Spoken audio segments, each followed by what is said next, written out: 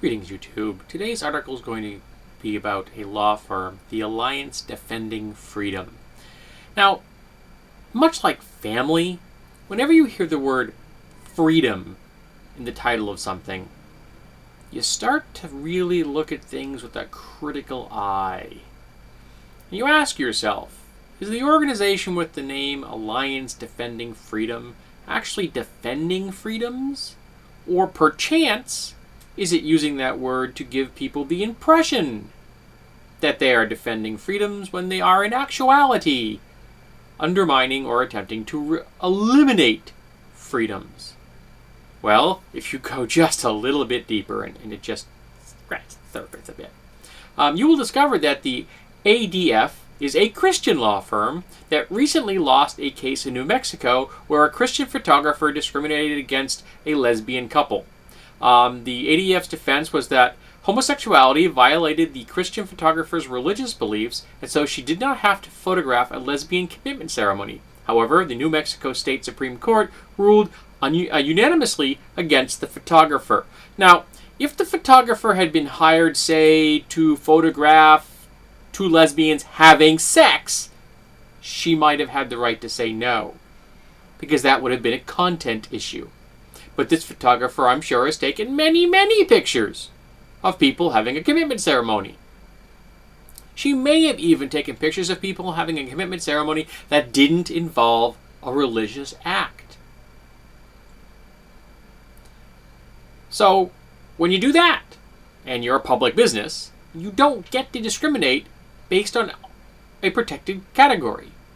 For example, if they were black, you could say, no. I don't want to photograph black people. That would be bad. The same thing applies to lesbian couples or gay male couples. The article goes on to say that the ADF is sending out a fundraising e-newsletter warning its supporters of a worldwide war waged by lesbian, gay, bisexual, and transgender people who want the same rights as heterosexuals. So apparently, in the eyes of the ADF, if you would like to have the same rights under the law in the United States of America, that means that you are committing an act of warfare.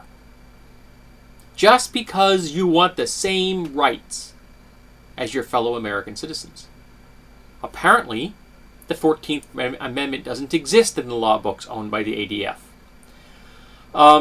According to the GoodAsYou.org, the graphic includes fear-mongering terms such as target, strike, and armed and dangerous. That seems kind of colorful.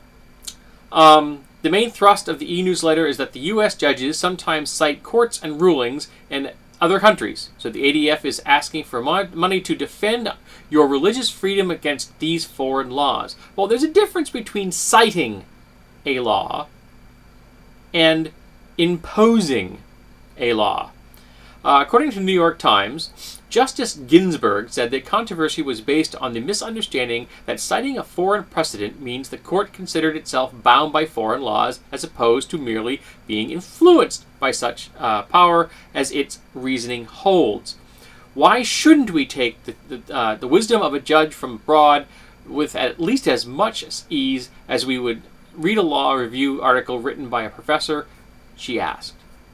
Valid point, Judge Ginsburg. One of the examples, and that's in quotes as well as air quotes, claimed by the ADF is that Lawrence versus Texas, at the urging of the ACLU, the U.S. Supreme Court cited international law to fabricate legal protection for homosexual sodomy. In reality, Lawrence versus Texas actually applied to both heterosexuals and homosexual sodomy between two consenting adults behind closed doors, which the ADF opposes. So, the ADF is opposed to the concept that two consenting adults, of whatever sex, gender, or orientation they may be, cannot have the privacy that they desire behind closed door. That they must only conduct themselves in a government-approved manner, which I must assume means that there will be a government agent in the room to judge whether the sexual acts that they are conducting are approved or not.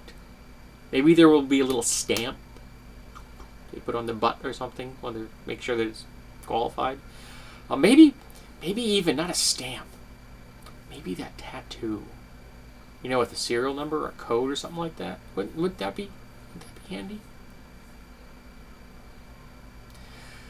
The ADF is nuts. They're fear-mongering, which is always a fruitful way to generate money in America. Fear-mongering to the proper base will always get you money. You will not lose. And it's sad, of course, that fear-mongering is so incredibly effective in America, but it is. And I wish it weren't. I really do. But it is. I hope the ADF fails miserably, as they deserve to. And I hope that eventually the people that are currently being influenced by the ADF will wake up and realize that equality under the law for all citizens is not warfare.